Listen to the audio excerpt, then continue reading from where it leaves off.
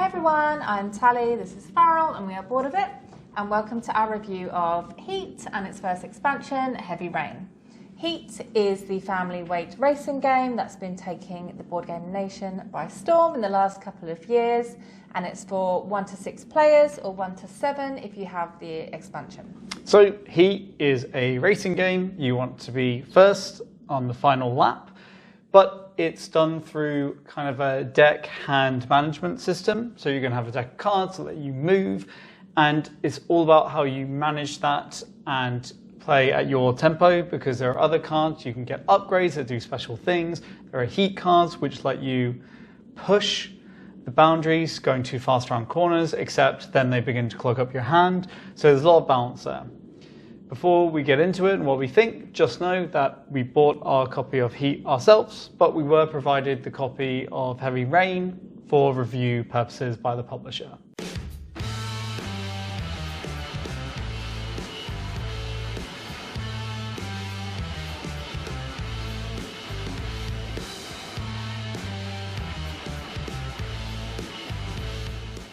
The base game comes with 4 different racing tracks set across 2 double-sided boards, along with a number of optional modules. At its basic level, you'll pick a track to play and give each player an identical deck. The tracks have a set number of laps, and the player that crosses the finish line first on the last lap will be the one who wins. On a standard turn, players will have 7 cards in their hand, and the number that they play will depend on what gear they're in. And the first decision that all players will simultaneously make is to decide whether they want to shift gears up or down or stay where it is. Players will then pick their cards that they want to play and put them on a table face down.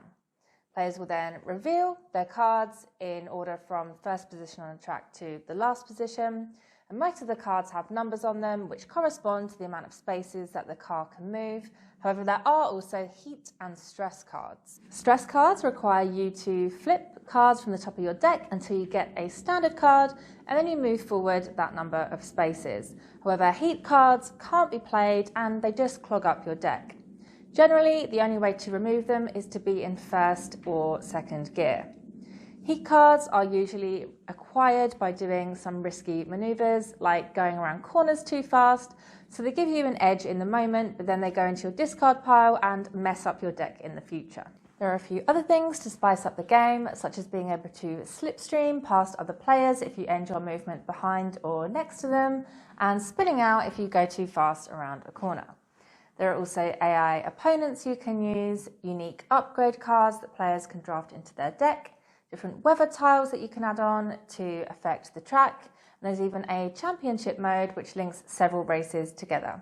However, these are all optional and modular. So Heat.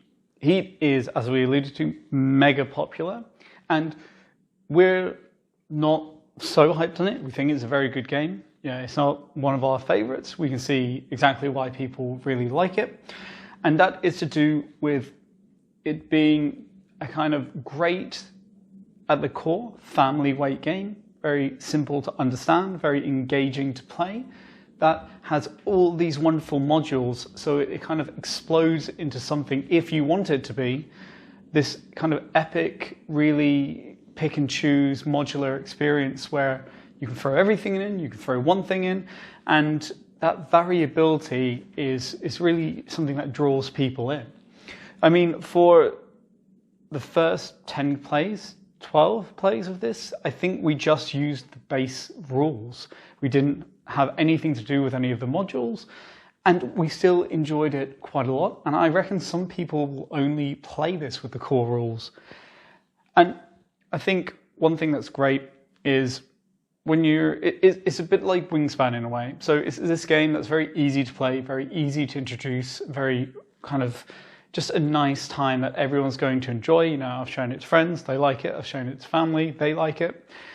And it comes down to the fact that a race is a very simple concept to understand. You know, first player to cross the finish line wins. And it's got a very engaging core of deck/hand management. And, you know, just playing the cards itself is something that's quite simple, yet quite engaging and interesting. But when you kind of get in the stress cards and the heat cards, it allows you to make a lot of interesting decisions. It has you push your luck, and there's just so much great design on show. Just how do you want to play it? Do you want to kind of risk the heat to get ahead and then try and stay ahead, or do you want to play it casual and then explode at the end? There's just so many options and decisions to make that it is no wonder why this has become so popular. The upgrade module is probably the most interesting in our opinion, because you have kind of two sets of cards, basic and advanced upgrades, and you pick which one you want to use for your game, and then you shuffle them and you do a draft. And in your basic deck, you have very simple upgrade cards. You have an extra heat, you have a 0, and you have a card that lets you move 5. And these go out, and then you can pick things that do all cards that do all kinds of weird and wonderful things, like cooling down using that card, which means getting heat out of your hand back into the heat pile. You can discard stress cards, which usually you couldn't do. There are ones that give you variable numbers, so it could be a 1 or it could be a 5, depending which way you want to use that in which situation. And they just add a lot of interesting decisions and spice to the game, because it allows you to make different decks every time you play. So you can kind of lean into different things, find different rhythms, and just generally it's an all-round great addition to a great core experience. The weather module is great for getting variety out of the maps if you've already played them over and over and over, because what happens is you're going to draw a weather tile, and this will probably shake up your starting deck. So often the maps will tell you kind of how many stress cards to take and how many heat to have. And these will alter that a little more. Maybe you'll get more heat, maybe you'll get less. Maybe you'll have to start with heat in your deck, maybe you'll have to take extra stress cards. So it already shakes up your starting deck. Then you have little kind of corner tiles, and you draw as many tiles as there are corners, and you're going to place them. And they can either affect the corner they're placed on, or they can affect the gap between two corners, or the length of track between two corners. So classic things might be if you go over the speed of a corner and take heat, you have to take 1 additional heat, or they could increase or decrease the speed limit of a corner. They could make it so that between two corners you can cool down, or that you could boost for free, which allows you to flip a card and move extra. All these kind of things that shake it up. And as I said, they could be both positive or negative. And it just really adds a lot of replayability, because once you've really hammered in the pattern of a track, you can then shake it up completely. I mean, the positive, negative is that you do it randomly, so you lose a bit of control, and it can really make tracks very hard or very easy. So it might be best to play with experienced players.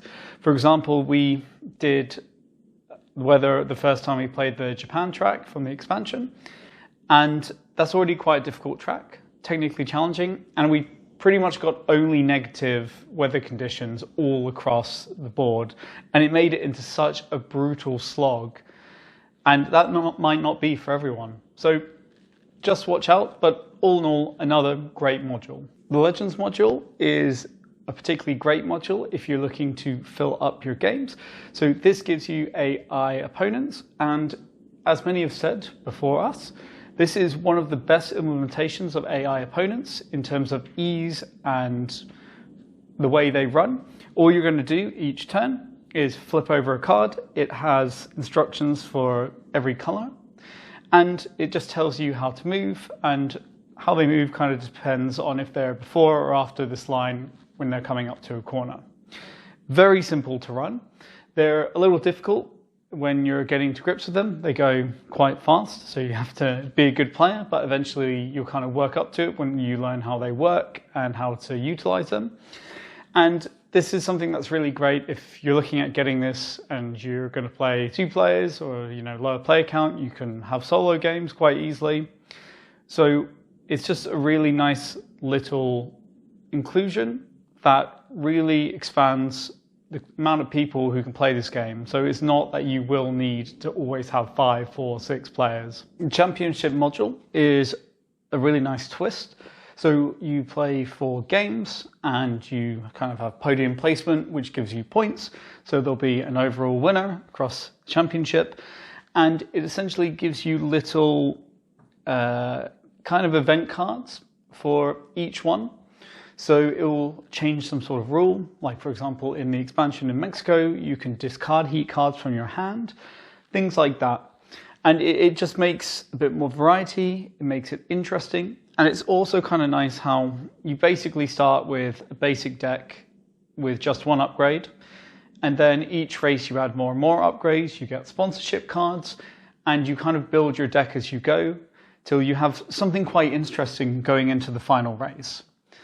The one thing I will say is that it requires you to play 4 games, which is a bit of a time commitment. I think one of my biggest criticisms of Heat is I do think it goes on over long for the experience. I think maybe if these maps were just a bit shorter or tighter, I would personally enjoy it more. And I think this will be very much personal preference from me. And obviously playing 4 games in a row is like a big endeavor. But it's very easy to just pack away if you're going to get it out next time, because you just put the decks in their nice little slots in the box and you can just get it all out. So that is kind of a cool thing as well, that you can save it. The first expansion, Heat Heavy Rain, is in many ways a bit of the opposite of the core experience of Heat, because the core experience of Heat gives you so much to play around with, so much variability, and Heat Heavy Rain gives you a little bit for a big price. So I've found it a very hard recommendation just because it's overpriced at the bottom line. And I think you have to really be a big fan of Heat to look into this. So, I mean, the first thing it gives you is the ability to have a 7th player. So you get an orange car, orange gear stick, and the cards necessary for that, as well as some extra stress and heat cards. And I don't know particularly who this is for, because I mean, it's great if you're playing it in a meetup group in a board game store, or if you're at a convention. But what average gaming group is upset that they don't have room for their 7th player? Because when you get to that number, you're playing more party games than you are physical board games. The next thing is it comes with a double-sided board, so 2 new maps, and to be fair, both of them are good. The Japanese map, it focuses on, there's puddles of water kind of over the track, and then it costs you extra heat to shift down, and they're often right before a corner, so you have to think ahead a bit more and maybe manage your heat a bit better. And the other map is Mexico, and I will say this is one of my favorites out of all of them. And this has a lot of chichanes, which are double corners very close together. And so that's the main gimmick of that map. Besides that, there's a lot of straightaways and then these double corners.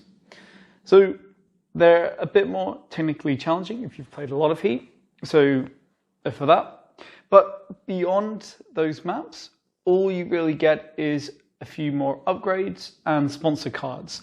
And the main gimmick of these new ones is that they let you discard heat from your discard pile rather than from your hand, which is obviously a nice twist and an obvious direction to go, but you just don't get so much in this box for a high price.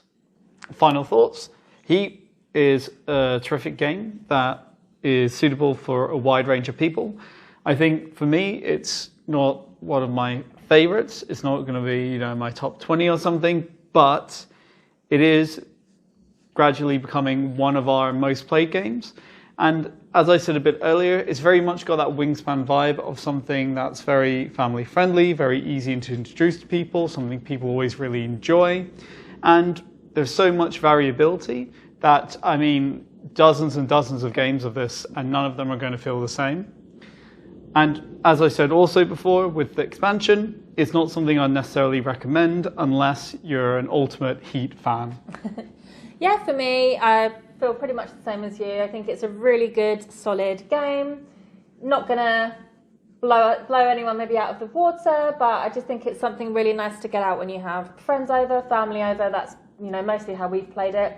Though I will say we did a championship, just us two last night, and I had great fun with that actually, personally.